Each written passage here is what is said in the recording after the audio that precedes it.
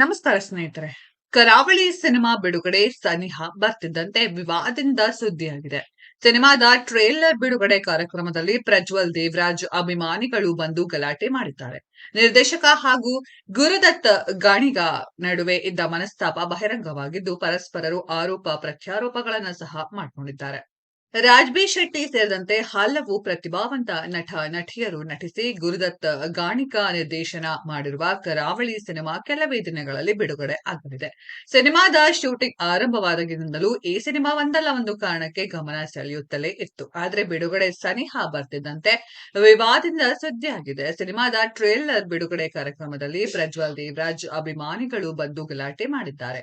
ನಿರ್ದೇಶಕ ಹಾಗೂ ಗುರುದತ್ ಗಾಣಿಗ ನಡುವೆ ಇದ್ದ ಮನಸ್ತಾಪ ಬಹಿರಂಗವಾಗಿದ್ದು, ಪರಸ್ಪರರು ಆರೋಪ ಪ್ರತ್ಯಾರೋಪಗಳನ್ನು ಸಹ ಮಾಡಿಕೊಂಡಿದ್ದಾರೆ.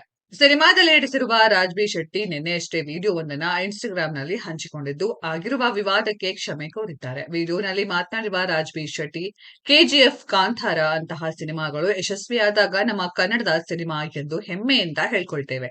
ಹಾಗೆಯೇ ಈ ರೀತಿ ವಿವಾದಗಳು ನಡೆದಾಗಲೂ ಸಹ ಮನಸ್ಸಿಗೆ ಬಹಳ ಬೇಸರ ಆಗುತ್ತದೆ, ನೋವನ್ನ ಅನುಭವಿಸುತ್ತೇವೆ ಎಂದಿದ್ದಾರೆ. ಮುಂದುವರೆದು ಮಾತನಾಡಿ, ಇಲ್ಲಿ ಯಾರು ಸರಿ ಯಾರು ತಪ್ಪು ಎಂಬುದು ಮುಖ್ಯವಲ್ಲ. ಕನ್ನಡ ಸಿನಿಮಾ ಪ್ರೇಕ್ಷಕರ ಮುಂದೆ ನಾವು ಹೇಗೆ ನಡೆದುಕೊಳ್ಳುತ್ತಿದ್ದೇವಲ್ಲ ಎಂಬುದು ಬೇಜಾರು ಕೊಡುವ ಸಂಗತಿ. ಚಿತ್ರರಂಗದವನಾಗಿ ನಾನು ಇಡೀ ಪ್ರೇಕ್ಷಕರ ವರ್ಗಕ್ಕೆ ದೊಡ್ಡ ಕ್ಷಮೆ ಕೇಳುತ್ತೇನೆ. ಮುಂದೆ ಹೀಗೆ ನಡೆಯದಂತೆ ನೋಡಿಕೊಳ್ಳುವ, ವರ್ತಿಸುವ ಪ್ರಯತ್ನ ಮಾಡ್ತೇವೆ ಎಂದು ರಾಜ್ಬಿ ಶೆಟ್ಟಿ ಹೇಳಿದ್ದಾರೆ. ಕರಾವಳಿ ಸಿನಿಮಾದಲ್ಲಿ ಪ್ರಜ್ವಲ್ ದೇವರಾಜ್ ಅವರು ನಾಯಕ. ನನ್ನದು ಅತಿಥಿ ಪಾತ್ರ. ಆದ್ರೆ ಬಹಳ ಮುಖ್ಯವಾದ ಅತಿಥಿ ಪಾತ್ರ. ನಾವು ಮಾತ್ರವೇ ಅಲ್ಲದೆ ಹಲವು ಪ್ರತಿಭಾವಂತ ನಟ ನಟಿಯರು ಸಿನಿಮಾದಲ್ಲಿ ಇದ್ದಾರೆ. ಸಂಪದ ಮಿತ್ರ, ರಮೇಶ್, ಇಂದಿರ, ಇನ್ನು ಕೆಲವರು ಸಿನಿಮಾದಲ್ಲಿದ್ದಾರೆ. ಒಂದು ಒಳ್ಳೆಯ ಸಿನಿಮಾ ಮಾಡಬೇಕು ಎಂಬ ಪ್ರಾಮಾಣಿಕ ಪ್ರಯತ್ನವನ್ನ ನಿರ್ದೇಶಕ ಗುರುದತ್ ಗಾಣಿಗ ಮಾಡಿದ್ದಾರೆ ಎಂದು ರಾಜ್ಬಿ ಶೆಟ್ಟಿ ಹೇಳಿದ್ದಾರೆ. ಸ್ನೇಹಿತರೆ, ಈ ವಿಡಿಯೋದ ಬಗ್ಗೆ ನಿಮ್ಮ ಅನಿಸಿಕೆಯನ್ನ ಕಾಮೆಂಟ್ ಬಾಕ್ಸ್ ಅಲ್ಲಿ ಕಾಮೆಂಟ್ ಮಾಡಿ. ಈ ವಿಡಿಯೋ ಇಷ್ಟ ಆಗಿದ್ರೆ ಲೈಕ್ ಮಾಡಿ, ಶೇರ್ ಮಾಡಿ, ಚಾನೆಲ್ನ ಸಬ್ಸ್ಕ್ರೈಬ್ ಮಾಡಿ, ಪಕ್ಕದಲ್ಲಿ ಇರೋ ಬೆಲ್ ಐಕಾನ್ನ ಹಿಟ್ ಮಾಡಿ.